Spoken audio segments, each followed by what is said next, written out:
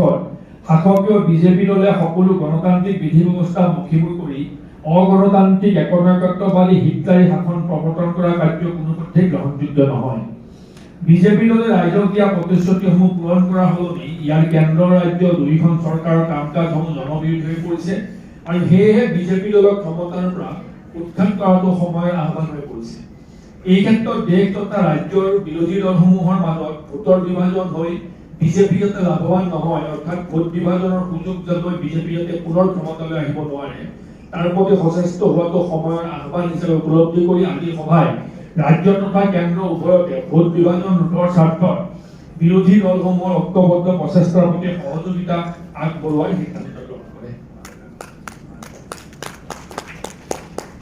আমি প্ৰস্তাৱক উদাহৰণীয় পানীৰ প্ৰস্তাৱ আজি সভায় সৰ্বসন্মতিক্ৰমে মত প্ৰকাশ কৰে যে অসম চুক্তিৰ সম্পূৰ্ণ ৰূপায়ণৰ ক্ষেত্ৰত অসম জাতীয় পৰিষদে কেতিয়াও কোনো আপোচ মানি নলয়। অসম আৰু অসমীয়া খিলঞ্জীয়া অসমীয়াৰ সাংবিধানিক ৰক্ষা কৱচ ৬ নং দফাৰ ক্ষেত্ৰত ন্যায়াধীশ বিপ্লৱ শৰ্মা সমিতিৰ প্ৰতিবেদন সম্পূৰ্ণ কাৰ্যকৰী নকৰা পৰ্যন্ত অসম জাতীয় পৰিষদ ক্ষান্ত নহয়। আজি সভায় মত প্ৰকাশ কৰে যে এখন শুদ্ধ নাগৰিকপঞ্জী প্ৰস্তুতকৰণৰ ক্ষেত্ৰত কেন্দ্ৰ আৰু ৰাজ্য চৰকাৰে যোৱা ৪ বছৰ ধৰি কোনো কাৰ্যপন্থা গ্ৰহণ নকৰাটো অতিশয় নিন্দনীয় আৰু খিলঞ্জীয়া অসমীয়া মানুহৰ প্ৰতি এক বৃহৎ বিশ্বাসঘাতকতা। এখন শুদ্ধ নাগৰিকপঞ্জী প্ৰস্তুত কৰাটো অসম জাতীয় পৰিষদৰ সৰ্বকালৰ বাবে এক প্ৰধান কাৰ্যসূচী হৈ থাকিব। অসম চুক্তি ৰূপায়ণ নকৰাকৈ ৰাষ্ট্ৰীয় নাগৰিকপঞ্জী সম্পূৰ্ণ নকৰাকৈ আৰু সাংবিধানিক ৰক্ষা কৱচ কাৰ্যকৰী নকৰাকৈ অসমৰ সমষ্টি পুনৰ নিৰ্ধাৰণ কৰিবলৈ আগবঢ়া কাৰ্য কেন্দ্ৰ ৰাজ্য চৰকাৰৰ অসমৰ প্ৰতি আন এক বৃহৎ বিশ্বাসঘাতকতা বুলিও আজি সভায় তৃতীয় প্ৰস্তাৱ আজি সভায় ঐক্যমত প্ৰকাশ কৰে যে অসম চুক্তিৰ ৬ নং দফা অনুসৰি অসমীয়া জাতিৰ ঐতিহ্য ৰক্ষাৰ বাবে চৰকাৰে সকলো প্ৰকাৰৰ সাংবিধানিক প্ৰশাসনিক আৰু বিধিগত ব্যৱস্থা লোৱাটো চৰকাৰৰ দায়িত্ব। অসমৰ খিলঞ্জীয়া জনসাধাৰণৰ মাটি সম্পত্তি ৰক্ষা কৰাৰ বাবে এইটো অতিকৈ প্ৰয়োজনীয় যে চৰকাৰে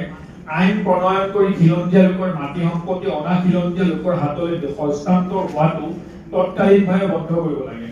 যেনেদৰে মেঘালয় ৰাজ্যত কৰা হৈছে, আজিৰ সভাই এই বিষয়বোৰ আলোচনা কৰি সৰ্বসন্মতভাৱে মত প্ৰকাশ কৰে যে অসমৰ খিলঞ্জীয়া মানুহৰ মাটি বাৰী অতি খৰতকীয়াকৈ পতাঞ্জলি বা অন্যান্য ব্যৱসায়িক গোষ্ঠীৰ হাতলৈ যোৱাত বৰ্তমান চৰকাৰখনে সুবিধা কৰি দিছে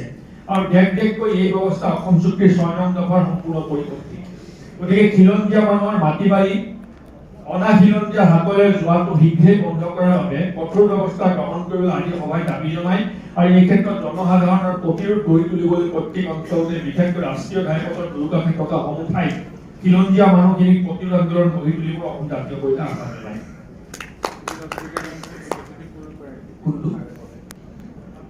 চতুৰ্থ প্ৰস্তাৱ যোৱা দুমাহ ধৰি অসমৰ কাষৰীয়া ৰাজ্য চুবুৰীয়া ৰাজ্য মণিপুৰত চলি থকা ভাতৃঘাতী সংঘৰ্ষৰ ক্ষেত্ৰত কেন্দ্ৰীয় চৰকাৰৰ প্ৰায় নিষ্ক্ৰিয় ভূমিকা, বিশেষকৈ প্ৰধানমন্ত্ৰীগৰাকীৰ ৰহস্যজনক নীৰৱতাই এই কথা নিশ্চিত কৰিছে যে মেইটেই আৰু কুকি জনগোষ্ঠীৰ মাজৰ সংঘৰ্ষৰ আঁৰত মোদী চৰকাৰৰ গভীৰ ষড়যন্ত্ৰ আছে আৰু ইয়াৰ লগতে অসমৰ মুখ্যমন্ত্ৰীগৰাকী প্ৰত্যক্ষভাৱে জড়িত হৈ আছে। আজি সভাই মেইটেই আৰু কুকিসকলক শান্তিপূৰ্ণ সহ অৱস্থানৰ পূৰ্বৰ অৱস্থালৈ ঘূৰি যাবলৈ অনুৰোধ জনায় আৰু মণিপুৰ চৰকাৰক শীঘ্ৰে ভংগ কৰি দাবী জনায়। পঞ্চম প্ৰস্তাৱ আজি সভায় এইকেইটা আমাৰ সাংগঠনিক প্ৰস্তাৱ দেই, এইকেইটা আপোনালোকৰ বাবে। পঞ্চম প্ৰস্তাৱ আজি সভায় সৰ্বসন্মতিক্ৰমে সিদ্ধান্ত গ্ৰহণ কৰে